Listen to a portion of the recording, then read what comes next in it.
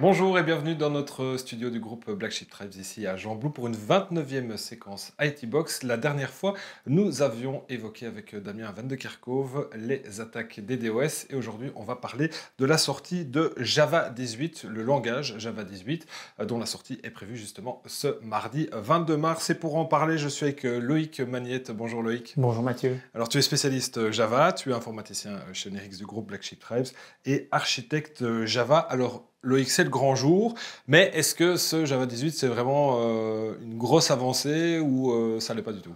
C'est pas une grosse avancée dans le sens que depuis quelques versions, même un paquet de versions maintenant, Java n'évolue plus. Avant, on avait des versions tous les 4-5 ans.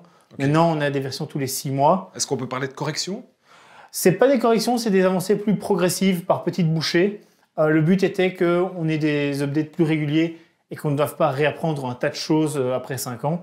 Donc en fait, on a des versions tous les 6 mois et tous les 2-3 ans, on a ce qu'on appelle une LTS, donc une Long Time Support. La dernière en date, c'est Java 17. La prochaine serait Java 21 en 2023. Et donc ici, on a un petit incrément, un petit update sur Java qui nous a apporté quelques nouvelles fonctionnalités.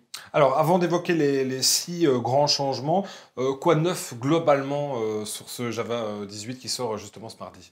Alors, il y a des nouveautés telles qu'on les a écrites qui vont être les grandes nouveautés, ces 6 éléments. Ouais. Et à côté de ça, on a des previews qui existent, on a des incubations qui existent. Alors, la différence entre les deux, c'est les previews, c'est des choses qui sont complètement implémentées, complètement spécifiées, qui vont à terme apparaître dans le JDK, mais où on souhaite encore avoir du feedback de la communauté pour l'améliorer, pour le pointer vraiment dans la bonne direction.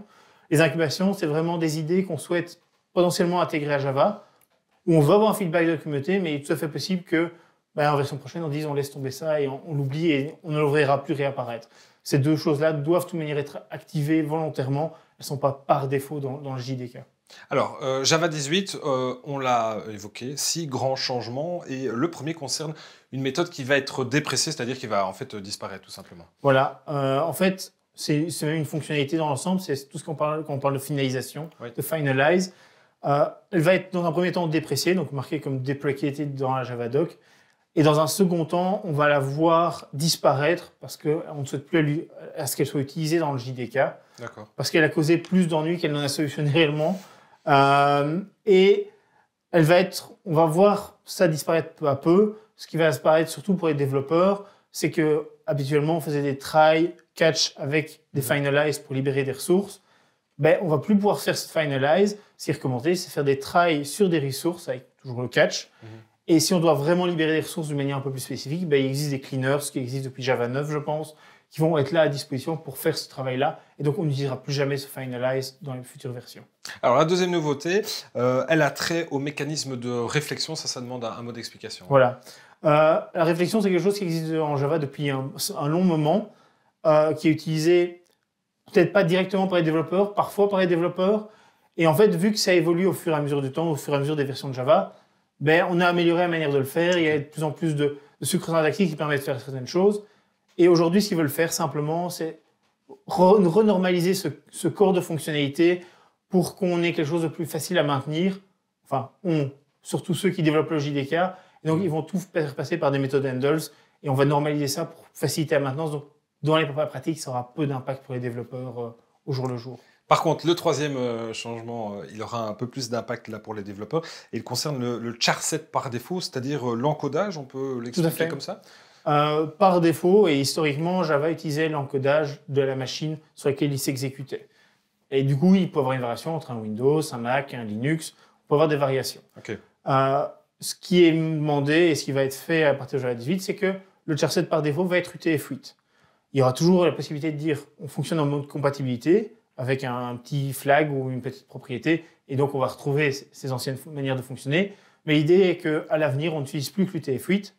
Alors, c'est sans doute une bonne simplification. Au jour d'aujourd'hui, le problème, c'est qu'il va falloir que chaque développeur teste que ça fonctionne bien en UTF-8 parce que c'est quasi garanti qu'on va avoir des problèmes. Après, comme je dirais, le risque, il n'est pas nouveau parce que ce problème existait toujours. On déployait sur un Windows ou sur un Linux, on peut avoir des problèmes.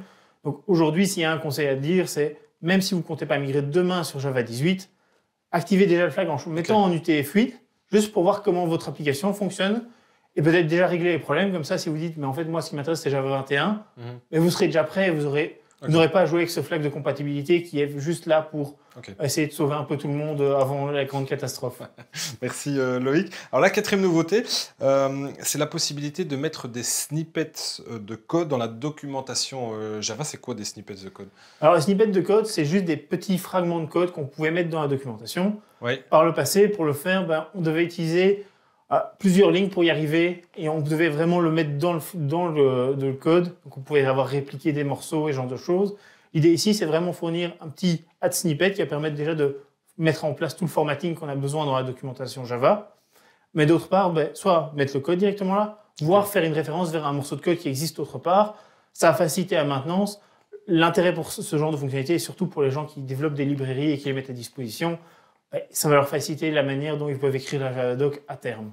Alors le cinquième changement, là il a trait une solution de résolution qui concerne les noms de domaine, on appelle ça hostname en fait. Oui, tout à fait. De nouveau, par le passé, il y a une classe qui s'appelle inetAddress en Java qui le fait, elle utilisait simplement la résolution de domaine qui était présente sur la machine où elle s'exécutait.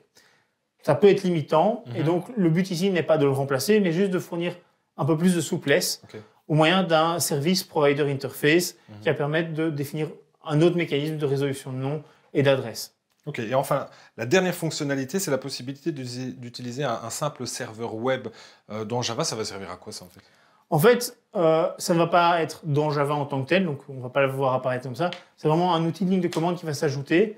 Le but est de fournir quelque chose de facile à utiliser, un point d'entrée plus facile pour tout le monde, pour mettre à disposition un petit serveur web où on va pouvoir juste servir des fichiers statiques. Donc juste des bêtes pages HTML ou un fichier. Le but et l'endroit où il va être le plus utilisé, typiquement, ça va être pour faire du testing, pour faire du prototypage, voire même dans l'éducation, un jeune étudiant a besoin d'avoir un serveur web, il l'a avec son JDK. Ok, donc ça vient aider. Merci beaucoup Loïc Magnette, notre spécialiste Java, pour tous ces renseignements et merci à vous de nous avoir suivis. Et puis vous pouvez retrouver toutes ces IT Box sur nos réseaux sociaux, mais aussi sur notre page YouTube Black Sheep Tribes Network. À très bientôt, au revoir.